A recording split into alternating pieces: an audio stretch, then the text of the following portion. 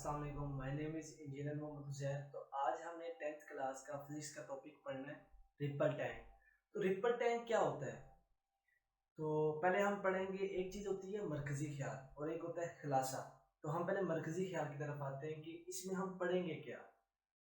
Actually जो ripple tank होता है वो एक ऐसा आला है या ऐसी डिवाइस है जिसके ज़रिए से हम वाटर के अंदर वेव्स प्रोड्यूस करते हैं। वेव्स प्रोड्यूस करने के बाद हम देखते हैं कि वेव जब एक मीडियम से दूसरे मीडियम में जाता है या उससे टकराता है तो उसमें क्या तब्दीली आती है। इसमें हम एंगल ऑफ इंसिडेंट यानी किस एंगल से वो इंसिडेंट होता है और एंगल ऑफ रिफ्लेक्शन, ये दो चीज़ों के बारे में हम पढ़ेंगे। तो ये होती है करेक्टरिस्टिक्स। तो रिपल टैंक एक ऐसी डिवाइस है जो वाटर के अंदर वेव्स प्रोड्यूस करेगी और फिर हमें उसकी करेक्टरिस्टिक्स के बारे में बताएगी। तो सबसे पहले हम पढ़ेंगे इसकी कंस्ट्रक्शन, कि इसकी कंस्ट्रक्शन कैसे होती है, और दूसरी चीज़ पढ़ेंगे इसकी करेक्टरिस्टिक्स। करेक्टरिस्टिक्स में आती हैं कि रिफ्लेक्शन आता है, रिफ्रैक्शन आता है और डिफ्रैक्शन आता है। ये तीन चीज़ें होती हैं जो हम इस टॉपिक में पढ़ेंगे। तो टॉपिक पढ़ने से पहले जिसने हमारा चैनल सब्सक्राइब नहीं किया वो सब्सक्राइब कर लें और बेल आइकन पर दबा दें ताकि आपको आने वाली तमाम वीडियोस मिल सके। तो सबसे पहले हम पढ़ते हैं रिपल टैंक। जैसा कि मैंने आपको बताया कि ये एक ऐसी डिवाइस है जो वाटर में वेव्स प्रोड्यूस करता है। वेव्स कैसे प्रोड्यूस करेगा? आपने क्या लेना है, एक रेक्टेंगुलर रे लेनी है। ठीक है, ये रेक्टेंगुलर रे है। अब जो इसका बॉटम होगा वो हमने किसका बनाना है? ग्लास का। क्यों बनाना है? ताकि हमें जो इसका पैटर्न जो प्रोड्यूस होगा, जब वेव्स प्रोड्यूस होंगी, ऊपर हम एक लैंप लगाएंगे। लैंप जब चलेगा, जलाएंगे, उसको ऑन करेंगे, जब उसकी रोशनी वेव्स के ऊपर पड़ेंगी तो हमें वो पैटर्न उसका नीचे मिलेगा। तो नीचे हम एक स्क्रीन रखेंगे। लेकिन क्यों मिलेगा? क्योंकि हमने जो इसका बॉटम होगा वो हमने किसका बनाया होगा? ग्लास का लगाया बनाया होगा।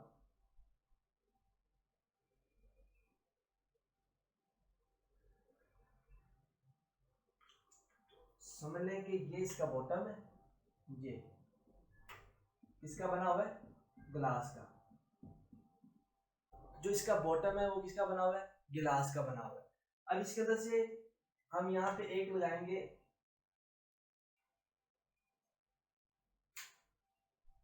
लकड़ी का पीस लगाएंगे और इसके ऊपर यहाँ पे एक मोटर लगा दें। अब ये जो बॉटम है और ये रे है, यानी कि ये वाली सरफेस और ये, इनका डिस्टेंस कितना होना चाहिए? 1/2 मीटर, यानी कि हाफ मीटर होना चाहिए। हाफ मीटर इसकी क्या होना चाहिए? डेप्थ होनी चाहिए। अब इसके अंदर हम पानी भर देंगे। पानी भरने के बाद जब ये मोटर यहाँ पे चलेगी तो ये वाइब्रेट होगी, वाइब्रेशन प्रोड्यूस होगी। जैसे आप देखते हैं कभी कहीं जनरेटर चलता है तो जनरेटर जहाँ पे चल रहा होता है वहाँ पे उसकी वाइब्रेशन आप महसूस कर सकते हैं, आप देख सकते हैं कि जहाँ पे जनरेटर है वो अपनी सतह से ऊपर नीचे वाइब्रेट कर रहा होता है, क्योंकि उसके अंदर जो मोटर चल रही होती है उसके अंदर क्या प्रोड्यूस हो रही है? वाइब्रेशन। तो वो वाइब्रेशन आप देख सकते हैं जिसकी वजह से पूरा जनरेटर जो है ऊपर नीचे मूव करता है। तो इसी तरह यहाँ पे हमने एक मोटर लगाई। जब वो मोटर चलेगी तो ये वुडन पीस है वो ऊपर नीचे मूव करेगा। जब ऊपर नीचे मूव करेगा तो वेव्स हमारी इस तरह प्रोड्यूस होंगी, ना कि जैसे हम यहाँ पे अगर ये पानी है तो हम यहाँ पे अगर हम पत्थर फेंके तो वेव्स यूं प्रोड्यूस होती हैं, ठीक है, सर्कुलर। लेकिन यहाँ पे वेव्स कैसे प्रोड्यूस होंगी? इस तरह ये वेव्स प्रोड्यूस होंगी। ये आपको पता चल गया कि रिपल टैंक किस लिए इस्तेमाल होता है? वाटर वेव्स प्रोड्यूस करने के लिए। अब इस मोटर ने वाटर वेव्स प्रोड्यूस कर दी। अब क्या होगा कि यहाँ पे जो नीचे स्क्रीन हमें लगाई, ये नीचे स्क्रीन लगाई यहाँ। अब यहाँ पे जो लैंप लगा हुआ है, जब हम इस लैंप को ऑन करेंगे तो नीचे हमारे पास पैटर्न मिल जाएगा। इस वेव्स का जो वेव्स प्रोड्यूस हुई हैं उसका समझ लें पैटर्न मिल गया कि वेव्स नीचे हमारे पास उसी तरह पैटर्न में आ जाएंगी जिस तरह ये ऊपर नीचे मूव कर रहा है तो नीचे। तो जब इसका पैटर्न हमें मिल जाएगा तो इसमें जो ब्राइट कलर है, ब्राइट वो कलर किसको शो कर रहा है? क्रस्ट को। और ट्रफ को कौन सी चीज शो कर रही है? डार्क। यानी कि ये अगर वेव है तो ये इसकी क्या हुई? क्रस्ट। और ये क्या होगी? ट्रफ। तो जब यहाँ पे क्रस्ट प्रोड्यूस होगी तो यहाँ पे पैटर्न कौन सा हमारे पास मिलेगा, ब्राइट मिलेगा, यानी कि ये ब्राइट मिलेगा। और जब यहाँ पे ट्रफ होगी तो हमारे पास कौन सा मिलेगा, ये डार्क मिलेगा, तो डार्क पैटर्न मिलेगा। तो ये हमारे पास था रिपल टैंक। अब हम पढ़ेंगे इसकी 3 कैरेक्टरिस्टिक्स, रिफ्लेक्शन, रिफ्रैक्शन और डिफ्रैक्शन। उस टॉपिक को पढ़ने से पहले मैं एक चीज समझाऊंगा, जिसके बाद आपके तमाम टॉपिक क्लियर हो जाएंगे। तो जी अब हम बात करेंगे, पहले इंसिडेंट की बात करेंगे कि एंगल ऑफ इंसिडेंट और एंगल ऑफ रिफ्लेक्शन क्या होता है। समझ लें ये एक ब्लॉक है, वुडन ब्लॉक समझ लें, कुछ भी समझ लें आप, ठीक है। अब एक रे आती है, यानी कि एक श्वा, ये श्वा यहाँ टकराई, यहाँ वापस चली, ठीक है, ये रे का साइन है, ये आई और ये वापस चलेगी। अब आप एक नॉर्मल लाइन खींचे यहाँ पे इस तरह, ये नॉर्मल का मतलब होता है कि इस वुडन के परपेंडिकुलर है, यानी कि ये एंगल कितना है, 90 का, ठीक है। अब इस एंगल से और इसका जो है इस लाइन के और इस रे के दरमियान जो एंगल है, इसको हम क्या कहेंगे, incident angle, angle of incident, यानी कि इस रे से यहाँ पे आके टकराया तो ये इंसिडेंट है। इसका मतलब है कि ये रे जो यहाँ पे आके इंसिडेंट हो रही है, तो इस नॉर्मल लाइन के और इस रे के दरमियान जो एंगल होगा वो एंगल ऑफ इंसिडेंट होगा। और यहाँ पे टच होने के बाद जब वापस जाती है उसको क्या कहेंगे, एंगल ऑफ रिफ्लेक्शन।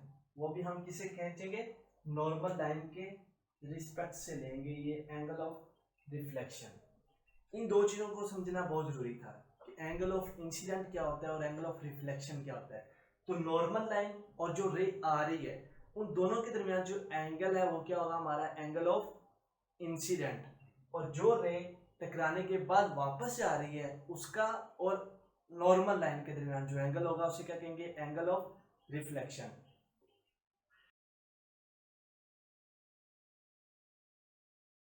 तो अब हम बात करते हैं रिफ्लेक्शन के बारे में।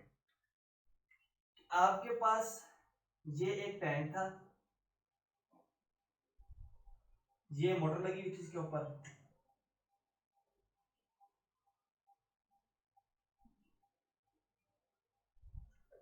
अब इसमें वेव्स प्रोड्यूस हुई।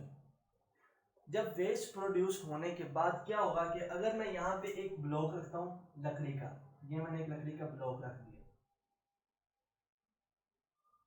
ठीक है। अब वेव्स प्रोड्यूस हो रही है इस तरह,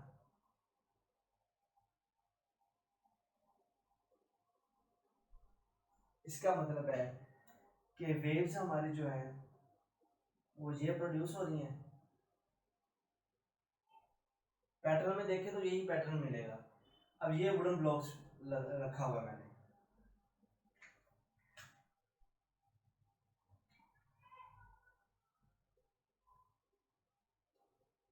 अब इसमें आपको ये तो पता होगा कि वेव्स किस तरफ मूव कर रही है, इस तरफ मूव कर रही है, इस तरफ। इसका मतलब है कि वेव इस तरफ जा रही है और ये आगे हमने एक ब्लॉक रख दिया। जब वेव इसको टकराएगी, जब वेव इसको टकराएगी तो ये वेव टकराने के बाद इस तरह हो जाएगी, जिस एंगल से टकरा रही है उस एंगल से रिफ्लेक्ट हो जाएगी। अभी हमने यही पढ़ा ना, angle of incidence is equal to angle of reflection. ये किस में होता है, रिफ्लेक्शन के अंदर। जब आपका एंगल ऑफ इंसिडेंट और एंगल ऑफ रिफ्लेक्शन जो है वो सेम होंगे, इक्वल होंगे, तो हम किसकी बात कर रहे हैं, फिर रिफ्लेक्शन की बात कर रहे हैं। अब इसमें से ये इसको यहाँ से हमने नॉर्मल लाइन खींची, ये अब इसने यहाँ टकराया और यहाँ से चला गया, इसका मतलब है ये एंगल ऑफ इंसिडेंट है और ये एंगल ऑफ रिफ्लेक्शन है, दोनों क्या है, इक्वल है। यही चीज बता रहा था मैं आपको, जो मैंने यहाँ बताई वही चीज यहाँ एक्सप्लेन कर दी कि ये रे थी जो आपकी वेव्स इस तरह मूव कर रही थी, इस तरह मूव कर रही थी, इसका मतलब है इसकी डायरेक्शन इस तरफ है। जब ये आगे ब्लॉक पड़ा हुआ है, जब ये इसको टकराएगी तो टकराने के बाद वापस उसी एंगल पे रिफ्लेक्ट हो जाएगी।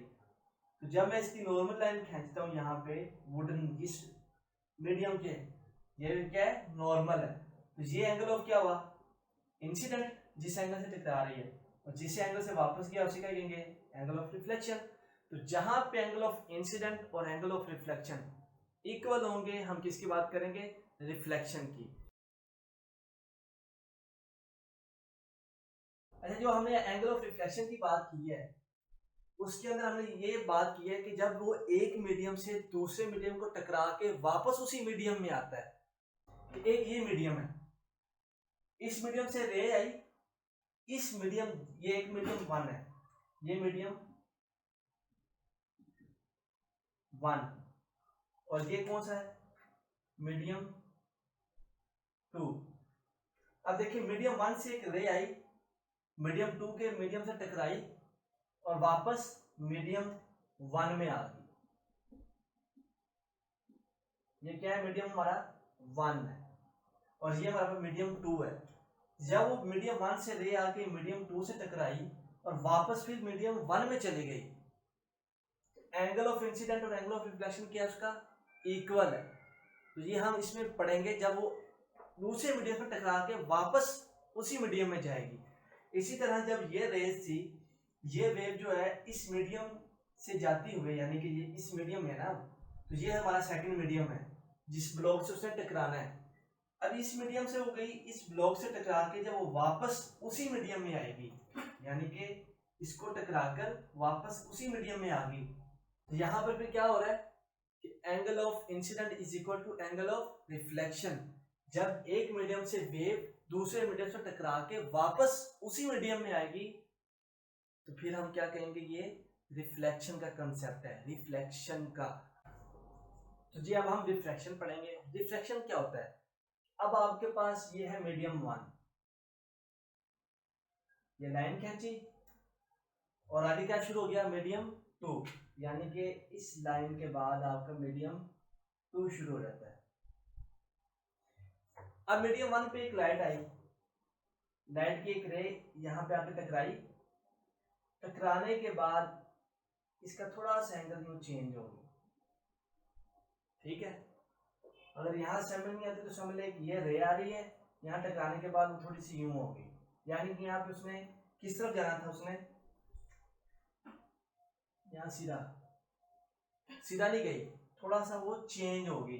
अब मैं यहाँ पे एक नॉर्मल लाइन खींचता हूँ, ये नॉर्मल लाइन मैंने खींची, देखिए ये 90 के एंगल पे है, तो मैंने इस मीडियम के नॉर्मल लाइन खींची। अब ये एंगल क्या है, क्या है, हाँ जी, एंगल ऑफ इंसिडेंट, और ये एंगल क्या है, एंगल ऑफ रिफ्लेक्शन। ये नॉर्मल के लाइन में जो ले रहा हूँ वो एंगल ऑफ रिफ्लेक्शन है, ये क्या है, एंगल ऑफ रिफ्लेक्शन।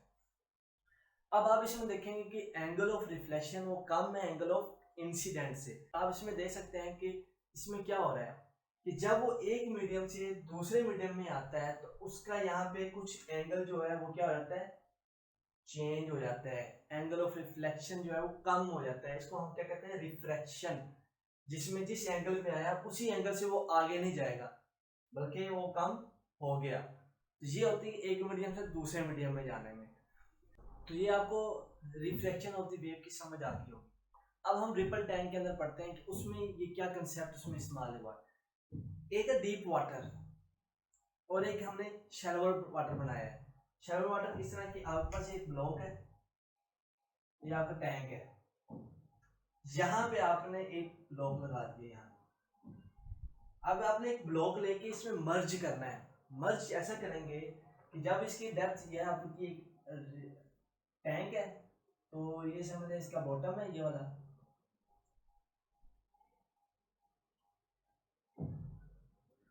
जब आप इसके अंदर कुछ चीज मर्ज करेंगे तो समझ लें कि उसकी ये कितनी इसकी लेंथ है, कितनी मैंने बताई थी, 0.5 मीटर। जो ब्लॉक है उसकी लेंथ कितनी है, 0.3 मीटर। तो आप जब 0.3 मीटर का इसके अंदर रखेंगे तो समझ लें वो ब्लॉक यहाँ पे आ जाएगा। समझ लें ये ब्लॉक मैंने यहाँ रखा तो इतना एरिया को उसने कवर कर लिया।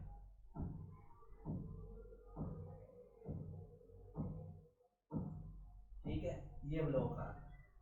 अब जो वाटर है वो कहाँ पे है, यहाँ वाटर है पूरे ब्लॉक में, पूरे सरफेस पे, और वाटर यहाँ पे है। अब ये नीचे जो आया था वो ब्लॉक क्या हो गया, मर्ज हो गया वाटर के अंदर, यानी सबमर्ज, इसके नीचे रह गया। अब देखिए यहाँ पे मीडियम कुछ और है और यहाँ पे मीडियम कुछ और है, यानी कि अगर मैं इसकी बात करूं तो ये ब्लॉक समझ लें कि इस तरह का था, इसकी बात कर रहा हूं मैं। यहाँ पे क्या है, डीप, डीप मीडियम है, और यहाँ पे क्या है, शैलोअर है। तो एक बात का आपको पता होगा कि जहां पे डेप्थ ज्यादा हो वहां पे वेव्स की स्पीड ज्यादा होती है। अब समंदर की एग्जांपल देख लें कि समंदर की जब लहरें हैं, जब वो डेप्थ में होती हैं तो उनकी स्पीड ज्यादा होती है, और जैसे जैसे वो साहिल के करीब आ रही होती है उनकी स्पीड कम हो जाती है और वेवलेंथ भी कम हो जाती है। तो जैसे कि मैंने आपको फार्मूला बताया था, v is equal to F lambda, velocity v velocity, F क्या है फ्रीक्वेंसी, और लैम्डा क्या है वेवलेंथ। अब डेप्थ की बात करते हैं, जैसे कि डेप्थ में, डीप मीडियम में वेवलेंथ अगर ज्यादा होगी तो फ्रीक्वेंसी तो उतनी है ना। अगर यहाँ पे मैंने जो मोटर लगाई हुई है वो तो वाइब्रेशन कर रही है, जैसे जैसे वाइब्रेशन कर रही है उसी तरह फ्रीक्वेंसी प्रोड्यूस हो रही है, फ्रीक्वेंसी चेंज नहीं हो रही क्योंकि रिसोर्स जो है वो प्रोड्यूस कर रहा है, जितनी कर रहा है कॉन्स्टेंटली कर रहा है। तो फ्रीक्वेंसी क्या है, ये हमारे पास कांस्टेंट है क्योंकि ये मोटर पर डिपेंड कर रही है, मोटर मूव कर रही है, फ्रीक्वेंसी प्रोड्यूस हो रही है। अब बात होती है वेवलेंथ की। वेवलेंथ जो है वो डीप में क्या होती है, ज्यादा होती है, और जैसे जैसे वो साहिल के करीब आती है वेवलेंथ कम हो जाती है। जब वेवलेंथ ज्यादा होगी डीप में तो वेलोसिटी क्या होगी, फिर ये समझ लें कांस्टेंट है। तो अगर वेवलेंथ ज्यादा है, लार्ज है, तो स्पीड हमारे पास क्या होगी, ये भी लार्ज होगी क्योंकि ये फिर इस पर डिपेंड कर रही है वेवलेंथ पे। फ्रीक्वेंसी जो सेम है, इसका मतलब है यहाँ पे जो मोटर लगी हुई है उसकी फ्रीक्वेंसी सेम है, वेव्स सेम प्रोड्यूस हो रही है, फ्रीक्वेंसी है number of the cycles of waves produce in 1 second. तो एक सेकंड में वो जितनी वेव्स प्रोड्यूस कर रहा है वो तो कर रहा है।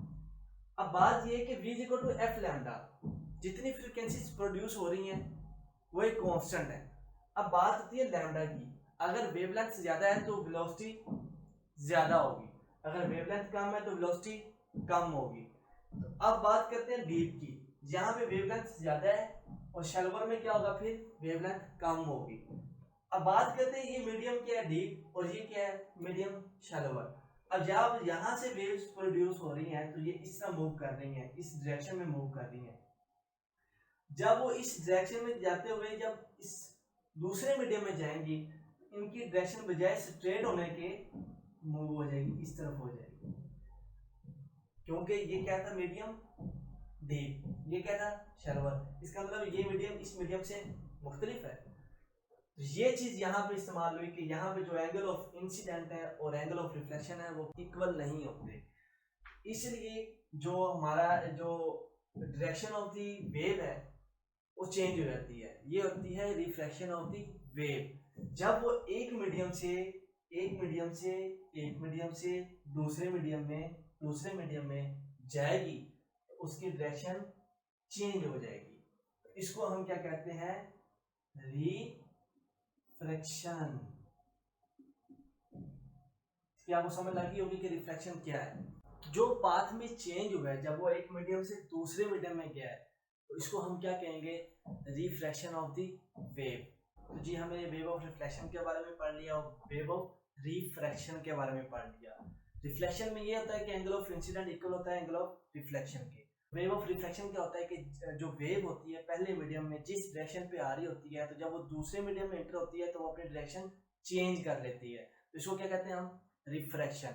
अब हम बात करते हैं डिफ्रैक्शन की। डिफ्रैक्शन में क्या होता है कि आपने वेव्स के आगे, यानी कि वेव्स मूव कर रही है ना, इस तरह मूव कर रही है, इस तरफ मूव कर रही है, इस तरफ मूव कर रही है वेव। अब आपने वेव के आगे एक ऑब्स्टेकल रखना है, और ऑब्स्टेकल्स इस तरह रखने हैं कि दो ऑब्स्टेकल्स लें आप, उसको इस तरह सेपरेट करें कि जो इसके दरमियान, जो ऑब्स्टेकल्स के दरमियान जो डिस्टेंस होगा ना वो उसकी वेवलेंथ के बराबर हो। मिसाल के तौर पे अब ये वेव्स जा रही हैं, मैंने एक ब्लॉक ये रखा, एक ब्लॉक ये रखा। अब जो ये डिस्टेंस है, ये वाला, ये डिस्टेंस जो है, ये डिस्टेंस ये किसके बराबर होना चाहिए, वेवलेंथ के बराबर होना चाहिए। अब अगर ये वेव्स मूव यूं कर रही हैं तो ये और ये क्या होगा, यहाँ से लेके यहाँ तक का डिस्टेंस क्या है, वेवलेंथ। लिहाजा मैं ब्लॉक जो दो सेपरेट करूंगा तो इसके वेवलेंथ के बराबर होगा। यानी कि अब ये मैं एक ब्लॉक रख रहा हूँ और एक ऑब्स्टेकल मैं यहाँ पे रखूंगा, ठीक है। ये B1 है, ये B2 है। अब वाटर यहाँ से वेव्स आ रहे हैं,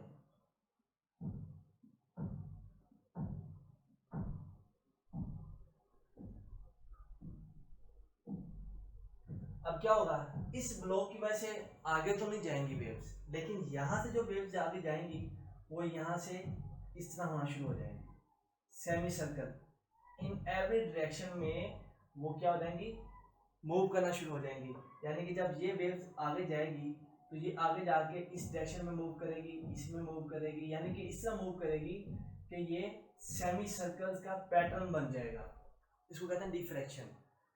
लेकिन अगर यही फासला ये किसके बराबर था, आपको भी बताया मैंने, ये इसके वेवलेंथ के बराबर होना चाहिए। जब दो ऑब्स्टेकल्स, अगर इस तरह का पैटर्न लेना है तो दो ऑब्स्टेकल्स के दरमियान ये वाला होना चाहिए। यानी कि अगर एमसीक्यू जा रहे हैं कि सेमी सर्कल पैटर्न बनाना है तो दो ऑब्स्टेकल्स के दरमियान जो डिस्टेंस होगा वो कितना होना चाहिए, या सेपरेशन कितनी होनी चाहिए, वो कितनी होनी चाहिए, वेवलेंथ ऑफ द वेव्स। यानी कि जो वेव्स वहां पे होंगी उसकी वेवलेंथ के बराबर हम इसको सेपरेट रखेंगे, इसके दरमियान फासला रखेंगे। और अगर ये फासला ज्यादा हो जाए, यानी कि एक ब्लॉक मैंने यहाँ रखा, एक ब्लॉक मैंने यहाँ रखा, ये हमारे पास है B1, ये B2 ब्लॉक। अब ऑब्स्टेकल है ये, वाटर आ रहे हैं, वाटर जो वाटर प्रोड्यूस हुई है वो वेव्स ये आ रही हैं।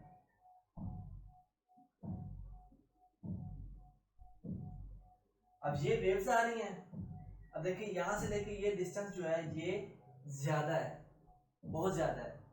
तो जब ये ज्यादा है तो यहाँ जब ये आएगी ये वेव तो सीधी चली जाएगी, ये वेव भी सीधी चली जाएगी, ये वेव भी सीधी चली जाएगी, ये वाली वेव भी सीधी चली जाएगी। अब जो ये वेव्स है, ये वाली जो इधर से आ रही है, ये यहाँ पे आके थोड़ा सा ये इस तरफ हो जाएगी, इसी तरह ये जो वेव्स आ रही हैं ये इस तरफ मूव कर जाएंगी, ठीक है। जो शार्प कॉर्नर्स हैं और एज है उसके गिर्द वो सेपरेशन हो जाती है उनकी, वो अपने थोड़ा सा इस तरफ मूव कर जाएंगी। तो पैटर्न किस तरह बनेगा, यहाँ पे इसका पैटर्न इस तरह बन जाएगा।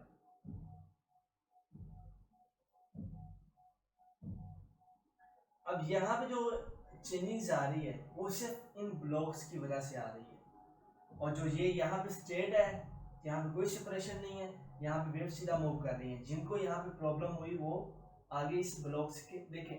अब जब भी पानी को आप बहाते हैं, यानी कि जब भी आप पानी को, अब देखिए आप जब भी आप पानी को बहाते हैं, यानी कि अगर ये एक ब्लॉक है, यहाँ से पानी आ रहा है, यहाँ से पानी आ रहा है, यहाँ से पानी आ रहा है, यहाँ से पानी आ रहा है, यहाँ से पानी आ रहा है, यहाँ से पानी, जो ये वाला पानी है, यहाँ पे जो वेव्स थी वो इसको तो टकरा जाएंगी, ठीक है।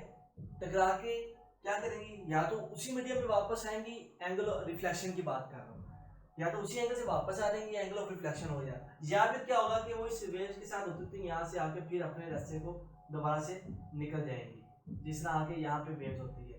घर में आप तजर्बा करके देखिएगा, कुछ चीज़ रखें आगे और पीछे से पानी को बहाएं, वेव्स की उस ऑब्स्टेकल्स के आगे आके पानी फिर अपना रास्ता बना लेती है। तो ये है डिफ्रैक्शन, वेव ऑफ डिफ्रैक्शन। जो ये बेंडिंग और स्प्रेडिंग हो रही है अराउंड द एज, ये जो एज बने हुए हैं, एज और कॉर्नर्स, इसको हम क्या कहेंगे, डिफ्रैक्शन कहेंगे। डिफ्रैक्शन की समझ आ गई है। जब आपको सेमी सर्कल चाहिए तो इसके दरमियान हमारे पास जो स्प्लिट होगी, जो सेपरेशन होगी, वो इसके वेवलेंथ के बराबर होगी। और इसमें देख रहे हैं आप डिफ्रैक्शन बहुत कम थी, क्योंकि इसके दरमियान जो सेपरेशन थी वो ज़्यादा थी। तो ये हमारा आज का टॉपिक था। अगर किसी चीज़ की समझ नहीं आई हो तो काइंडली कमेंट्स में पूछ सकते हैं, आपको उसका जवाब दिया जाएगा। अपना ख्याल रखिएगा। अल्लाह हाफिज़।